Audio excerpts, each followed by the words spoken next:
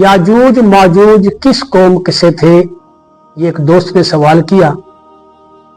इसका जवाब ये है कि ये किसी कौम से नहीं, ये अल्लाह की एक अलग मखलूक थी जिसका तज़किरा कुरान पाक में सूरह कहफ में अल्लाह ने बड़ी तफसील से बयान किया है। और दरमियान में फिर जुल्करनैन बादशाह ने एक दीवार जो है वो तामीर कर दी है और क़यामत के करीब ये याजूज माजूज फिर दुनिया में दोबारा फैल जाएंगे। एक लंबी तफसील है। तो जवाब इसका ये है कि ये किसी कौम से नहीं थे, बल्कि ये अल्लाह की एक अलग ही मखलूक थी। निकाह के बाद रुखसती नहीं हुई तो अब ये मनकूहा जो है इसको इताद करने के लिए किसकी माननी है? आया खामिंद का हक है उस पर या बाप का हक है?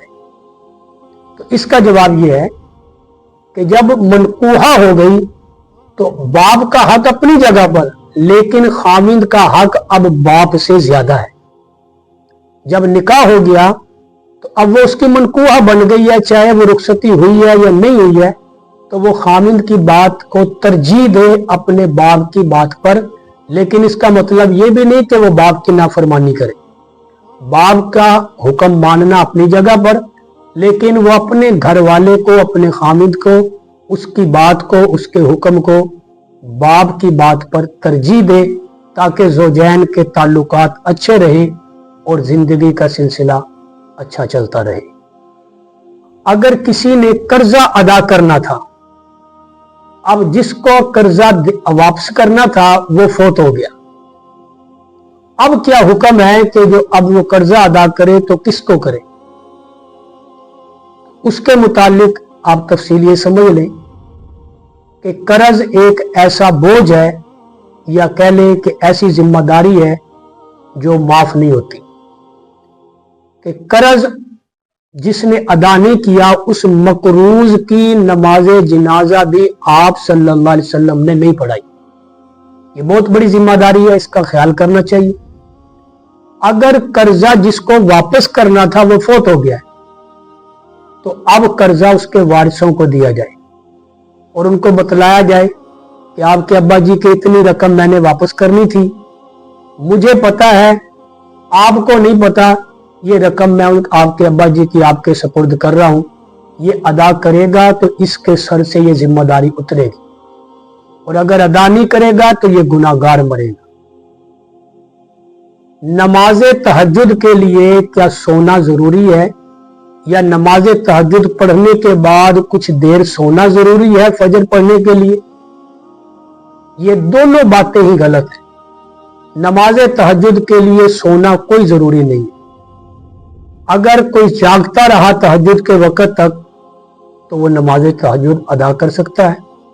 और अगर किसी को यह ख्याल हो कि मुझसे तहज्जुद के वक्त नहीं उठा जाएगा, तो शरीयत ने इतनी भी गुंजाइश रखी है कि नमाज इशा के बाद फौरी नमाज तहज्जुद अदा करके वो सो जाए, सवाब तहज्जुद का मिलेगा।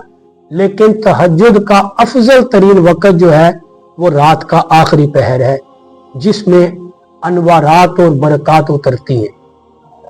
और इसी तरह तहज्जुद पढ़ने के बाद भी कोई सोना जरूरी नहीं है कि तहज्जुद पढ़ने के बाद सोए थोड़ी देर, फिर उसके बाद फिर जाग के फिर फजर की नमाज अदा करें, ये भी जरूरी नहीं है। सो जाएं तो भी ठीक है, ना सोए तो भी ठीक है। हिदायत मिलने से पहले कि पहले गुमराही की जिंदगी गुजार रहा था कोई, अल्लाह ने हिदायत दी, गुनाहों से तौबा कर ली, अब उसके जिम्मे जो नमाजें हैं उन नमाजों का क्या हुक्म है? तो उन नमाजों के मुतालिक शरीयत का हुक्म यह है कि वो तौबा से माफ नहीं होती।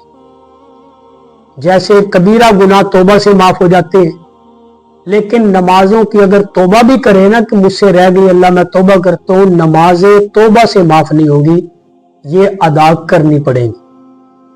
अंदाजा लगाए, हिसाब लगाए, 5, 7, 8, 10 साल, जितने सालों की भी नमाजें उसके जिम्मे हैं, तो वो हर नमाज के साथ एक एक नमाज अपनी अदा करता जाए, 8-10 साल तक वो अदा हो जाएंगी। और ये भी जरूरी नहीं कि जोहर की नमाज जो कज़ा हुई है वो जोहर के वक्त में अदा हो, नहीं, मकरूह वक्त के अलावा किसी वक्त भी قضا نماز ادا آپ کر سکتے ہیں۔ کون سی کمائی حلال ہے اور کون سی کمائی حرام ہے، اس کی تفصیل تو ایک ایک نام لے کر بیان نہیں ہو سکتی، بس موٹی سی بات ذہن میں آپ یہ رکھیں کہ جو کمائی بھی شرعی حدود و قیود کے اندر رہتے ہوئے کی جائے وہ کمائی حلال ہے، اور جو کمائی شرعی حدود و قیود سے باہر کی جائے گی وہ کمائی جو ہے وہ حرام ہے۔ شرعی حدود و قیود کیا ہیں ان کی تفصیل قرآن نے بھی بیان کی ہے، احادیث مبارکہ نے بھی بیان کی ہے، وہ مقامی علماء سے اس کی تفصیل پوچھ کر کے عمل کیا جائے، مسائل پوچھے جائیں تجارت کے، کمائی کرنے کے، تو انشاءاللہ اللہ پاک ہمیں حرام کمائی کمانے سے محفوظ فرما لیں گے۔